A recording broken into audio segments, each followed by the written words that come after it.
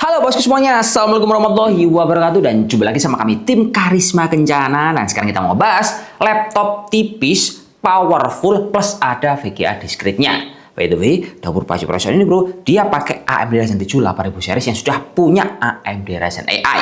Kenalin, tapi kita bahas, ini adalah seri IdeaPad Pro 5 14 AHP93 LED yang harganya itu dibanderol di angka 18 jutaan. Ini kalau kita lihat bro ya, laptop ini agak unik bro. Lenovo membuat yang tidak brand lain buat. Karena kalau kita melihat tolak ukurnya itu laptopnya tipis, powerful, pakai prosesor baru dan juga punya VGA discrete. Nah ini di merek-merek yang lain yang punya spek setara dan harga seperti ini bro, rata-rata nggak ada.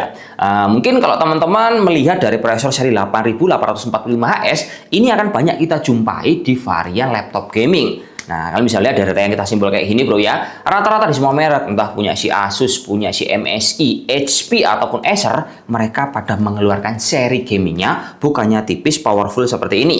Terus kalau kalian ingin mencari yang setara dengan prosesor punya IdeaPad Pro 5 ini bro, ya paling-paling kita geser ke kompetitor yang menggunakan varian Intel Ultra 7 155H.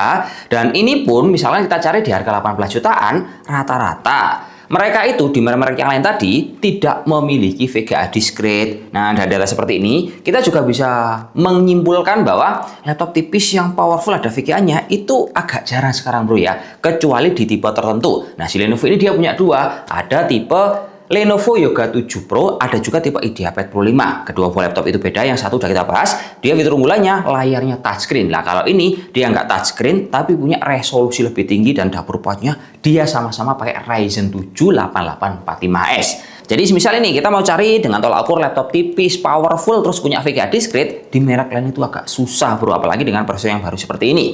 Tapi kalau kita ingin mengcompare antara kemampuan prosesor yang setara sama Ryzen 7 8845HS, ya otomatis kita akan geser ke brand sebelah yang menggunakan Intel Core Ultra 7 155H. Dan hasilnya, teman bisa lihat dari data paspang udah kita kumpulkan seperti ini, bahwa untuk secara keseluruhan, angkanya itu lebih diunggulkan punyanya Ryzen 7 8845. Nah, di sini kalau kita lihat dari mulai data awalnya bro ya, untuk peluncuran prosesor ini bro, si Intel Core Ultra 7 itu dirilis di kuartal ketiga tahun 2023. Nah, jadi tahun kemarin. Sementara kalau untuk si Ryzen 7 8845HS, dia itu rilisannya di kuartal pertama tahun 2024. Jadi antara bulan Januari dan Februari. Terus ini kalau kita lihat dari clock speednya, base clocknya memang sama-sama di angka 3,8 GHz. Namun untuk turbo speednya, si AMD ini lebih tinggi di angka 5,1 GHz. Ya meskipun kalau kita lihat dari core thread-nya, dia itu lebih unggul punya Intel Core Ultra karena punya 6 core 12 thread. Nah sedangkan si AMD, dia hanya menggunakan 8 core per 16 thread. Jadi si AMD ini lebih efisien dibandingkan si Intel Core Ultra 7. Lalu kalau kita lanjut lagi ke laptop yang kita bahas sekarang, kan dia ini menggunakan Ryzen 7 yang sudah saya bahas tadi. Ryzen 7 ini dia sudah memiliki Ryzen AI yang didukung oleh RAM 16 GB DDR5. Memang seri tipis ini bro, otomatis dia itu tersolder. Jadi kalau mau upgrade ini nggak bisa, cuman enaknya udah pakai 16 GB DDR5. Kemudian kalau untuk VGA-nya, ini laptop dia menggunakan RTX 3050 6 GB GDDR6 dan jenis VGA ini adalah VGA Max-Q series dengan TDP sebesar 65 watt. Jadi dia itu tidak boros baterai, tapi cukup powerful untuk menunjang semua software kalian, terutama untuk yang software ngedesain. Terus bro, untuk penunjang dari VGA ini juga, kapasitas penyimpanannya, dia itu dikasih kapasitas yang jumbo di angka 1 tera, menggunakan M2 NVMe Gen 4 dengan speed yang ngebut sekali. Jadi kalau kita mau booting cepat, banyak multitasking enak, hingga kita mau copy data, ini pastinya akan jauh lebih kencang untuk menunggulangi semua kebutuhan kalian.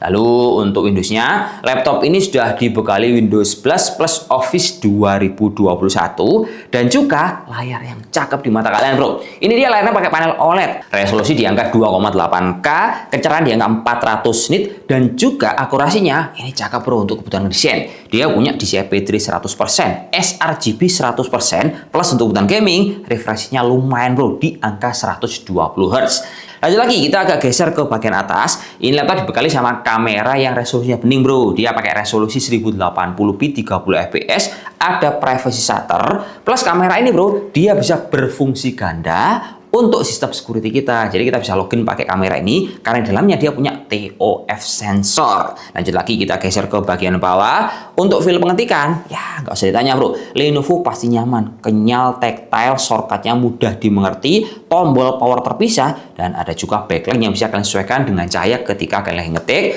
Untuk audio yang ada di sini bro, dia sudah pakai Dolby Atmos dan bisa kita sesuaikan suaranya lewat Lenovo Vintage, dan juga dilengkapi sama colokan I/O port yang lengkap yang posisinya terbagi di sisi kiri kanan. Nah, anyway, untuk colokan Type-C-nya dia multifungsi bro, bisa untuk display port, bisa buat ngecas, dan juga bisa untuk kalian copy paste data. Serta untuk daya baterainya, laptop Lenovo Diapad Pro 5 ini dia termasuk awet bro, dikasih hardware kapasitas 84 Wh.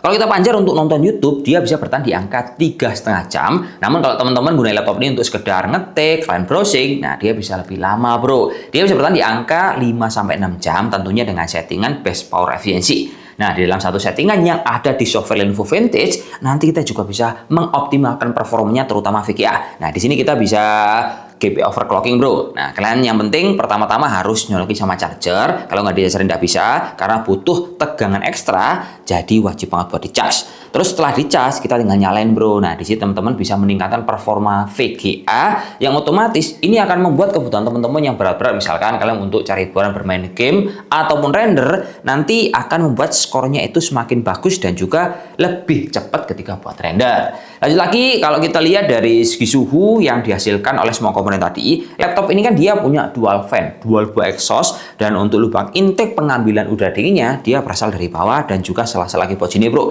Panas mentok yang dihasilkan oleh semua komponen yang di laptop ini waktu kita gunakan untuk stress test dan juga benchmark gaming, dia itu hanya menyentuh di angka 53 derajat Celcius doang. Dan panasnya itu bro, posisinya terletak di bagian tengah, terus agak miring sini, panasnya cuma angkat kuku, ini tidak akan mengganggu sama sekali. Kemudian laptop ini kalau kita lihat benefit yang lain pas kita pakai, dia ini bro, kan prosesornya punya AMD Ryzen AI alias dia punya NPU maksimumnya di angka 16 TOPS. Dan sebenarnya ini kalau kita lihat bro ya, dari Task Manager memang AMD ini agak unik, dia nggak kelihatan NPU-nya beda sama si Intel. Sehingga untuk melihat NPU-nya kerja, kita harus membuktikan dengan cara ngetes dengan software AI yang offline seperti kayak Chat with RTX ataupun pakai LM Studio supaya laptop ini bisa menjadi server offline ketika kalian gunakan tanpa harus ada koneksi internet. Jadi kita bisa bertanya semaunya, data kalian semakin private dan tidak akan bocor kemana-mana. Terus laptop ini kalau kita lihat dari segi desain, menurut saya ini simple banget bro ya.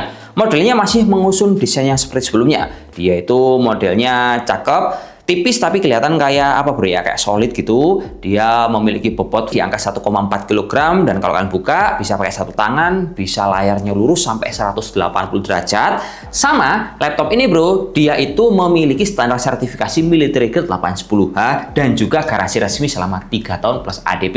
Jadi kalau dipakai ini nggak usah khawatir akan gampang bermasalah, dalamannya powerful, body enteng dibawa kemana-mana, plus layar yang nyaman di mata kalian. Berikutnya kita akan langsung masuk ke data benchmark yang udah kita kolek seperti ini kawan.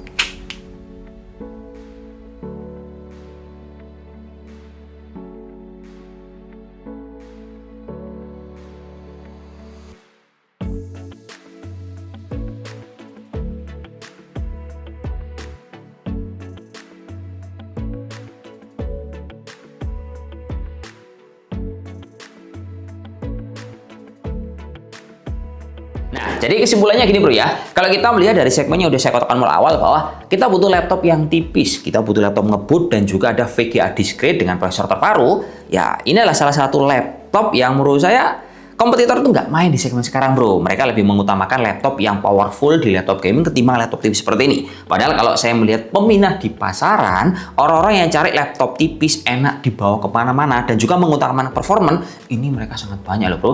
Dibandingkan orang yang memang cari laptop gaming bro. Karena laptop gaming itu minusnya memang kalau dibawa kemana-mana berat, lah ini kan jauh lebih nyaman. Kalau kalian cocok dengan apa yang sudah saya infokan, boleh banget. Ini dimasukkan sama wishlist terus di check out. Tapi kalau kalian lebih mengutamakan performa, ya mungkin geser ke laptop gaming itu akan jauh lebih relevan sama kebutuhan kalian semua. Jadi mungkin itu aja ya informasi yang bisa saya berikan, semoga bermanfaat. Laptop punya Lenovo yang dipower di angka 18 jutaan ini. See you next time video. Wassalamualaikum warahmatullahi wabarakatuh dan salam jos. Semoga bermanfaat kawan. Oke.